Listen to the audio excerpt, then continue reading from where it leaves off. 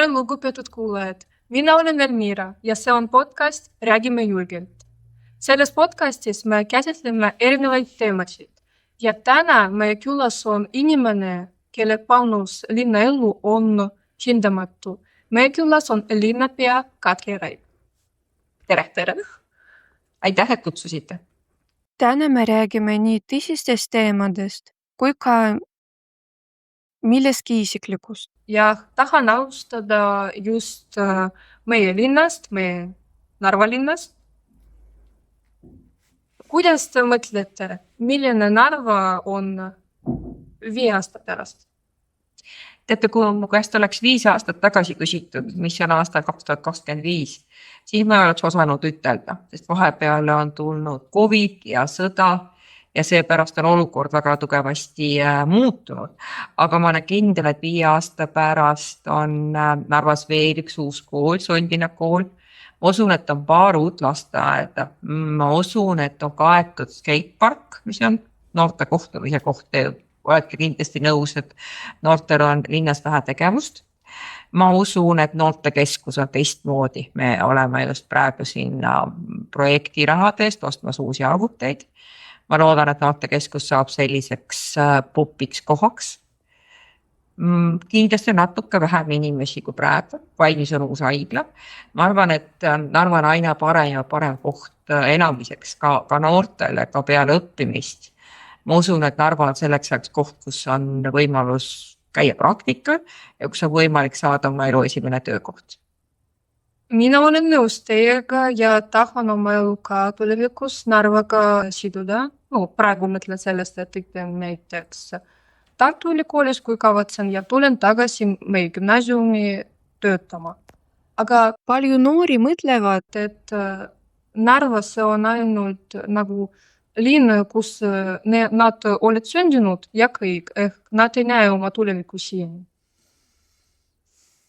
Nagu mulle oleks keegi öelnud, kui ma kooli lõpetasin juba 40 aastat tagasi, et ma elan Narvas aastal 2025 ja oleks ma ka uskunud. Nii et eks elu teeb oma korrektuurid ja noor inimene peabki tahtma korra ära õppima. Ma arvan, et Tartu Ülikool on väga hea valik ja muidugi on väga hea valik saada õpetajaks. Mina olen ka õpetaja, ajaloo ühiskonnaõpetuse õpetaja. Aga mida ma ütlen neile, kes ütlevad, et Narvas pole midagi teha? Teeme koos Narva paremaks. Noored peavad ka väga selgelt välja ütlema, mida noored linnalt ootavad. Mina olin teie vanune, siis käidi diskoteegis. Praegu nad diskoteegist keegi ei käigi, eks. Et noored peavad ise ütlema, mis asjad need on, mida nad vajavad. Küll ma olen nõus, et meie linna arengukavas ja üldises tegevuses on noortele vähe mõeldud. Tore on see, et meil on riigigümnaasiumid, tore on see, et meil on korralik kutseõppekeskus, tore on see, et meil on Narva kolledž, et Narvas saab õppida ka meditsiiniaeks ja meil on Sisekaitseakadeemia. Meil on palju asju noortele õppimiseks ja meil on ka spordiks palju asju, uus jalgpallihall, uus jalgpalli kunstmuru. Me ehitame Äkkekülla uue spordihalli, kus on mängida korvpalli, võrkpalli, padelit. Meie ujule läheb remonti ja palju uusi huvitavaid arenguid, mis tuleb. Aga noored peavad ise välja ütlema, mida nad tahavad. Teisest küljest vanemad inimesed nagu mina peavad noortele sõna noori kuulama. Kui mul oleks selline võlukepike, siis ma teeksin meie noorteparlamendi valimised teistmoodi. Ma loodan, et see juba aasta pärast võiks olla teistmoodi, mitte nii, et noorteparlament see on igast koolist keegi, vaid noorteparlament valitakse linna noorte hulgast. See võiks olla päris vahva.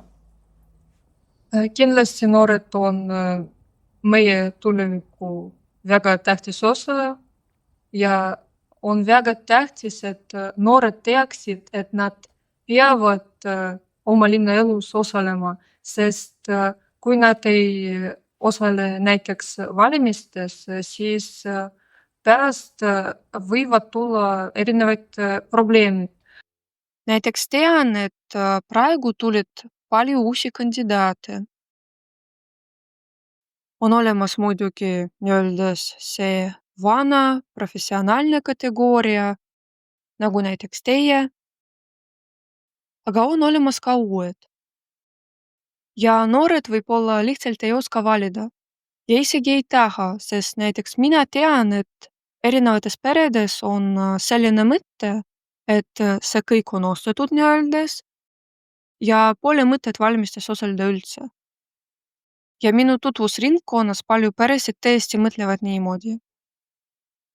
Ja kui vanemad mõtlevad niimoodi, kindlasti nende lapsed ei näe mõtet seda teha. Kuidas me võib-olla koos saaksime noori inimesi kuidagi võib-olla mõjutada, et nad ikka osaleksid Narva elus, et teha paremaks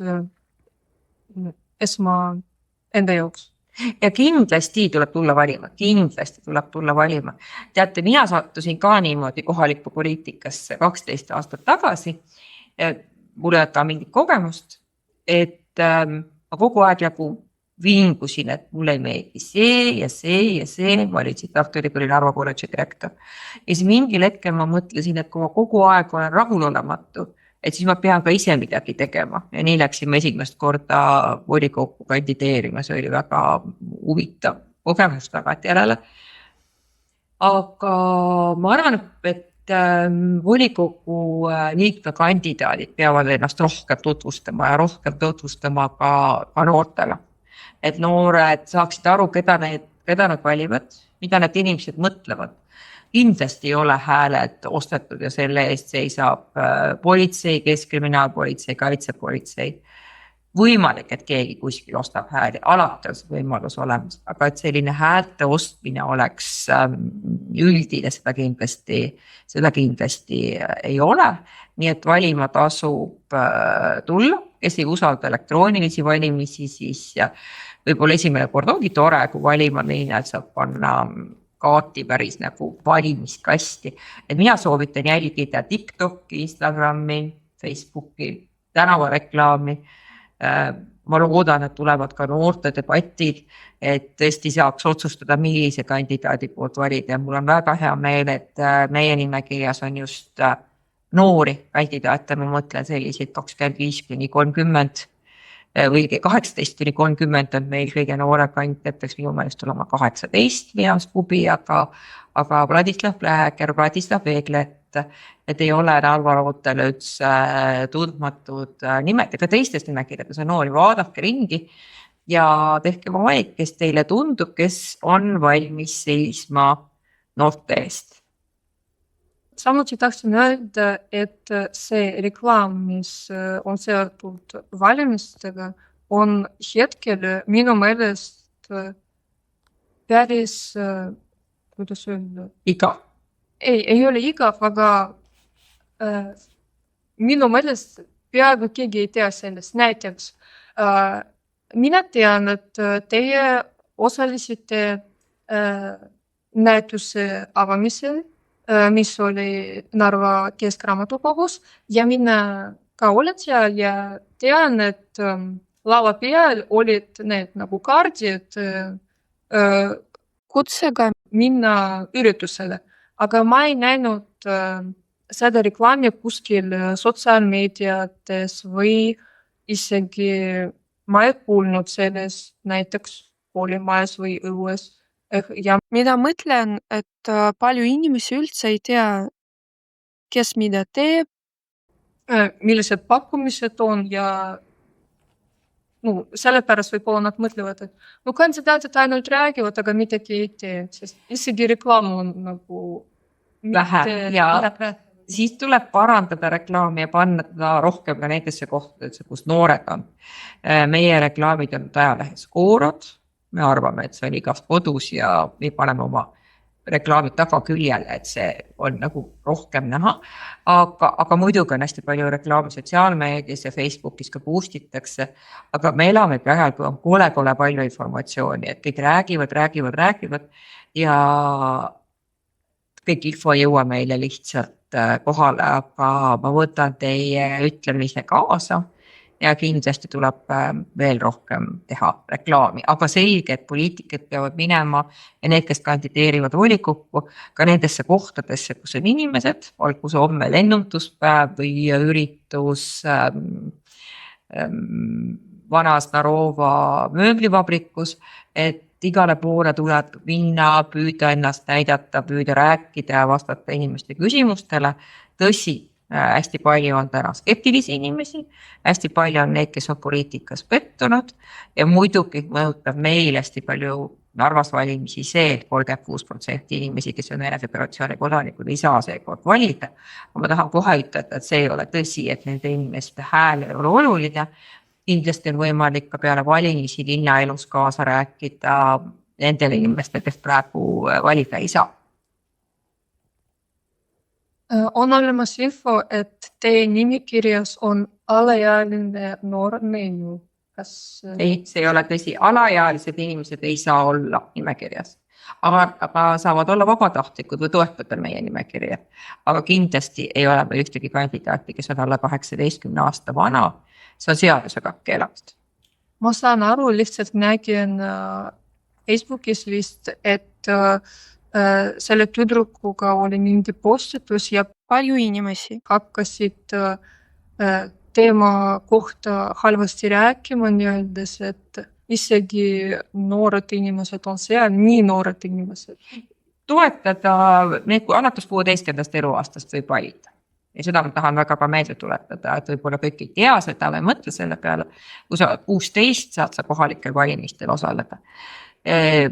Meil on mitu vabatahtlikku, kes on vanemad kui 16, aga ei ole 18 ja see ei ole kindlasti keelatud, see on vabatahtlik tegevus.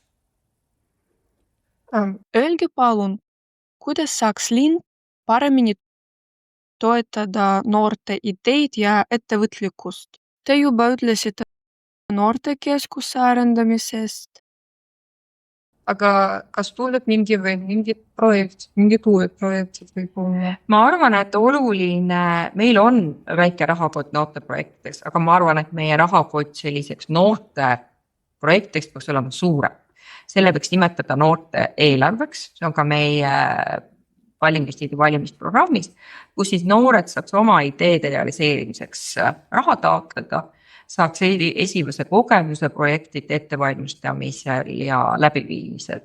Ja kindlasti on hästi oluline, et linnaasutustes saaks teha praktikat. Näiteks kui keegi läheb õppima ärijuhtimist, avalikku haldust või hoopistükkist arhitektiks või veemajandust saaks tulla Narva praktika, sest noortel ei ole üldse hea või lihtne leida praktika kohta.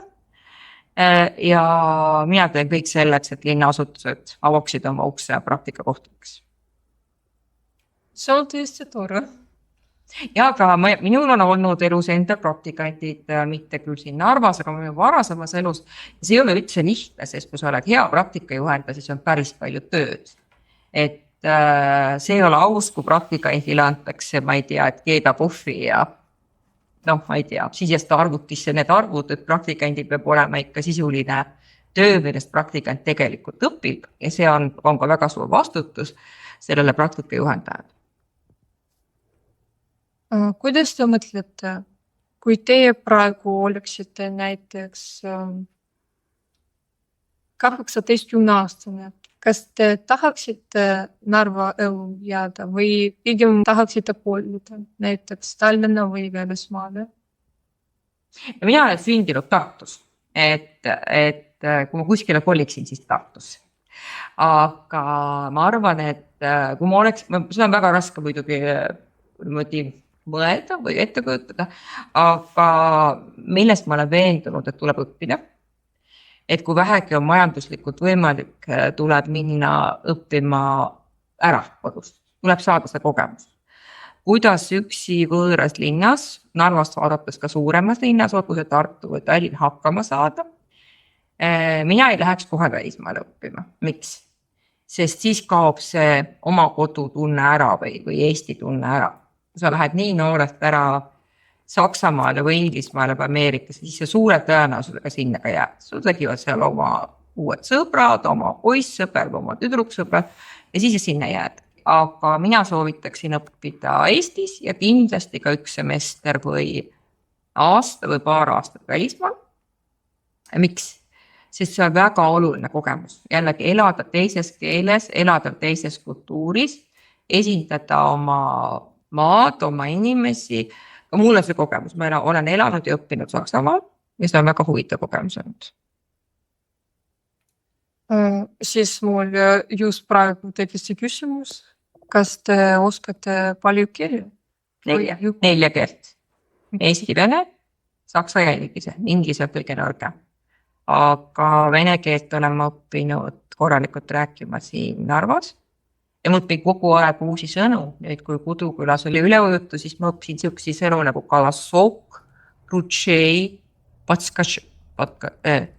seda sõna ma ei julge meelde, kuidas on seda vett ära võtma või vett välja puhkuma.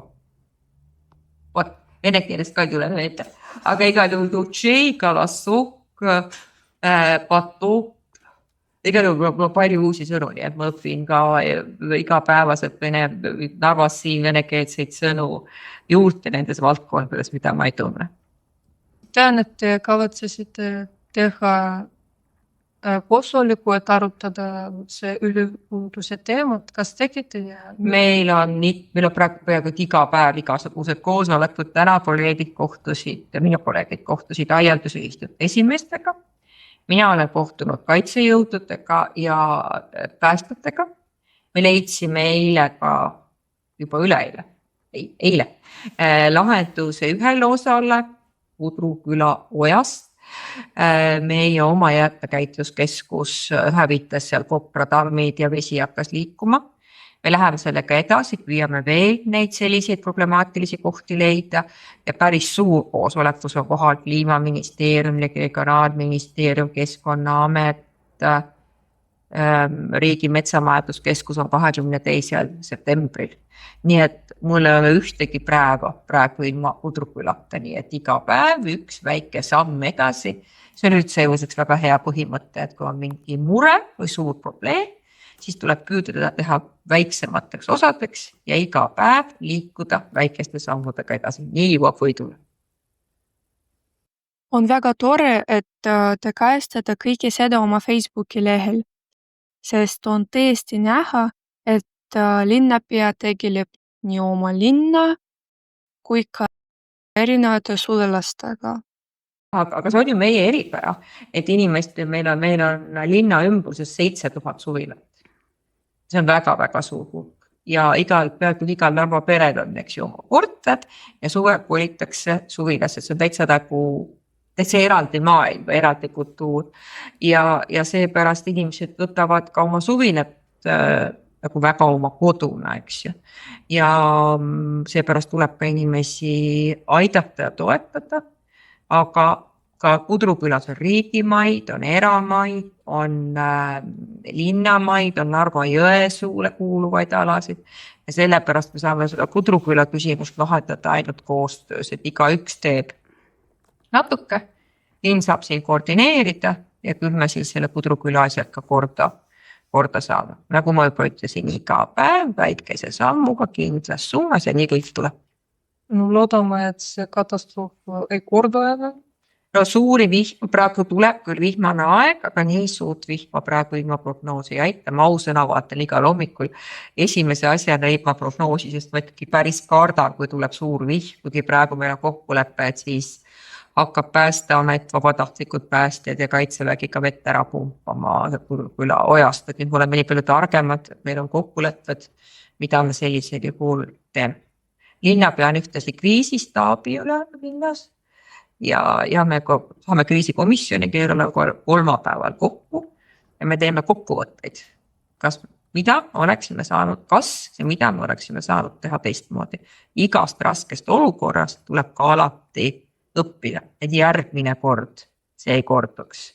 Et vahel on kuidagi nii, et on üks paikne kokutus uksele, siis sa õpid midagi ja kui tuleb suurem probleem, siis oskad seda ju hoopis paremini lahendada.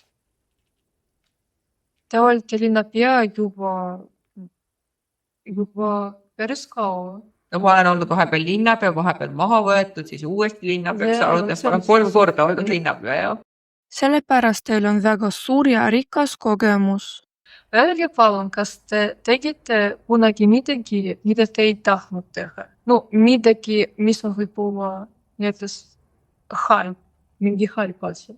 Kas halb või vale, ma ei oska öelda, kas ma olen ma teen elus ainult neid asju, mis võimaldavad mul järgmisel hommikul vaadata peeglisse, et ma ütlen, et kui ma järgmisel hommikul enam iseennast näha ei taha, siis ma neid asju ma ei tee, et mul peab alati olema see tunne, et ma ikkagi tegin oma südametunnistuse piirides. Ja minu isa on kahjuks väga kaua surnud, aga minu isa oli väga hea ja tark mees. Ja vahel mõtlen, et isa ei oleks nii teinud või isa ei oleks rahul. Ja see sunnib mind vahel astuma tagasi. Kas poliitikas tehakse asju, mida sa ei taha? Jah, tehakse, on koalitsioon, on erinevad arvamused ja vahel tuleb teha selliseid asju, mida sa võib-olla ise väga hea meelega ei teeks või ei pea 100% õigeks. Üks asi on, mida me peame õigeks ja need on seaduslikud asjad, kindlasti ma ei tee ebaseaduslikke asju ja kindlasti ma ei sunni kedagi tegema midagi, mis ei ole seaduslik. See on väga oluline, et Narvas ei ole 4 aasta jooksul olnud ühtegi korruptsiooniskandaali ja Narvas ei ole sellist halli kardinaali, kes elu juhib. Et Narvast on saanud märkimisväärselt korruptsioonivabam linn kui varem ja seda ma pean ka oma töö viljaks ja selle üle ma olen uhke. Esiteks, mina olen kindel, et kui teie isa oleks olemas, siis ta oleks väga uhke. Aitäh väga armas, aitäh. Sest kui tõesti võtsite ta eeskujuks, siis see räägib palju. Ja minu jaoks on ka minu isa väga suur eeskuju, minu ema oli koolidirektor ja õpetaja ja seepärast ilmselt sai ka minust õpetaja, nii et perekond mängib tõesti suurt rolli. Kui te ei oleks linnapea ja ei oleks õppinud õpetaja erialas, siis kas teil on võib-olla mingid unistused oma karjääri kohta, mis olid lapsepõlves võib-olla? Kelleks seda saada? Lapsepõlves ma ikka tahtsin saada õpetajaks, sest mu ema oli õpetaja ja ma õppisin kirjutama mitte paberit nagu normaalsed lapsed, vaid koolitahvlil kriigiga. Sest ema oli õppealajuhataja, pidi tegema tunniplaani ja ma olin nädalavahetuseti koolis kaasas ja siis ma õppisin tahvli peale kirjutama. Aga mul oli lapsepõlve teine mäng, mida ma mängisin, tahtsin olla sapoosnik, tingade parandaja, et ma võtsin kõik pereliikmete jalanõud ja joonistasin pliigiga, et kust tuleb uus talp panna, uus kontsaplekk ja kleepisin sildid alla, et see on number 407 ja kui palju see maksab. Ja mõju vendid oli väga pahane, kui ta avastas, et tema pidukingade all on mingisugused paberikleepsud, nii et millegi pärast mängisin mulle ka kingsepp, aga kingseppaks ma pole kunagi tahtnud saada. Kui mul oleks teine elu, siis ma vist tahaks olla advokaat ja inimesi kaitsta. Et ma olen õppinud natuke õigusteadust, ma läksin uuesti ülikooli, aga töö kõrvalt oli seda keeruline teha ja siis ma ei õppinud lõpuni, aga jah, advokaadiamet oleks veel see, mida ma võib-olla tahaks. No siis isegi, kui teil oleks nii-öelda teine elu, te ikka oleksite seotud linna, inimeste õiguste ja kohustustega muidugi ja nii edasi. Paistab küll, aga ma olen ka praegu üks väike unistus, et ma olen nii vana, et ma 8 aasta pärast saan pensionile. Et ma olen mõeldud, et ma peaksin saama nagu mikrokraadi ja õppima eesti keele õpetajaks ja hakkama täiskasvanutele eesti keelt õpetama. Sellist A2, B1 taset sellist, et ma ei ole tegelikult halb õpetaja, ma olen üsna heatahtlik, aga samas üsna süstemaatiline. Nii et ma arvan, et see töö võiks mulle sobida eriti nagu varemas eas, et tulevad õpilased koju, ma keedan teed, pakun küpsiseid ja õpime eesti keelt. Kas gümnaasiumis tahaksite töötada? Mina pean ausalt ütlema, et mina ei julgeks gümnaasiumisse tööle tulla. Mina arvan, et ma ei ole nii tark. Mul on küll doktorikraad ajaloos ja ma tean ajaloost palju, aga siiski gümnaasiumiõpetaja töö on väga vastutustundlik. Ma ütlen ausalt, et mulle meeldib töötada sellise 5.–6. klassiga, kus on pidev võitlus, kas võidavad nemad või sina. Et kas nemad kuulavad sind või sina oled sunnitud neid kuulama, nende lärmi. ja mulle meeldib, ma olen töötanud ka koolis ja mulle meeldib tekitada ajaloo huvi.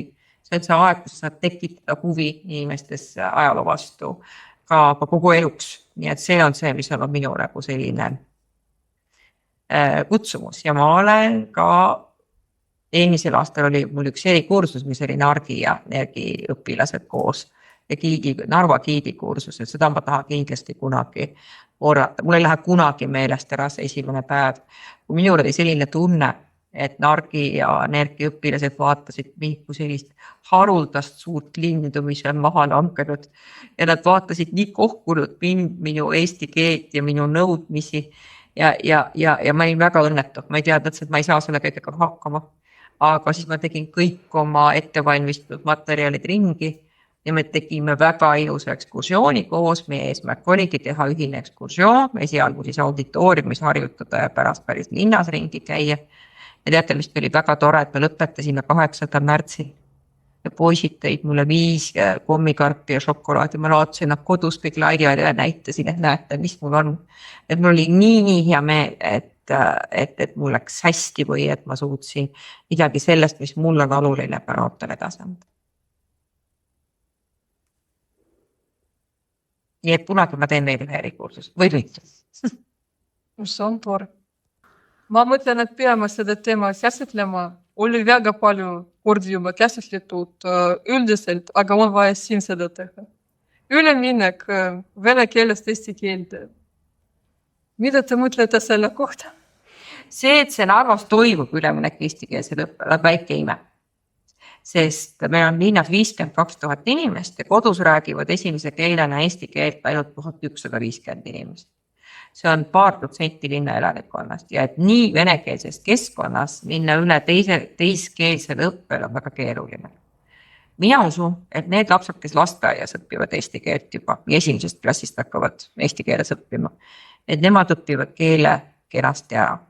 Muidugi sellisel juhul vanemad peavad kodus vene keelt toetama. Mina olen selle poolt, et ka vene keele õppe koolis säiliks, et vene keelt, kirjandust, oma keelt, kirjandust ja kultuuri õpitakse. Et ei kaoks ära oma emakeel. Selline on riigi seadus. Me peame seda seadust täitma, aga me peame toetama õpetajaid, kes seda keerulist tööd teevad ja vaatama, et õpilaste teadmised ei kannataks. Ma olen mures nende pärast, kes praegu on 4. ja 5. klassis, kelle jaoks see üleminek on selline ootamatu, kiire ja raske. Aga ma tahan väga südamele panna, et hoidke oma emakeel ja oma kultuur lauses, et ei tohi siis oma emakeelt unustada või teisele kohale seada. Tore on rääkida mitmes keeles. Ma mõtlen, et sellega me võime lõpetada ja teeme nagu kokkuvõtte. Siis Narvas tehakse palju asju noorte jaoks. Ja tuleb teha veel rohkem. Kindlasti. Ja noored peavad ise ütlema, mida nad ootavad ja oma seisukoha välja ütlema. Et nad ei koliks ära. On vaja määletada, et kohalike omavalitsuste valimistes saavad osaleda juba alaealised lapsed alates 16 eluaastasest ja tuletan meelde, et varsti tulevad need valimised. See ei ole agitatsioon, valige oma kandidaati, aga valige, sest teist sõltub meie linna tulevik. Just valige oma kandidaati, vaadake, tutvuge kandidaatidega, aga ärge jätke valimata, sest muidu valivad teie vanaemad ja vanaisad. Suur aitäh teile, Katri, et tulete. See oli väga väärtuslik kogemus minu jaoks. Aitäh teile. Oli väga tore, aitäh.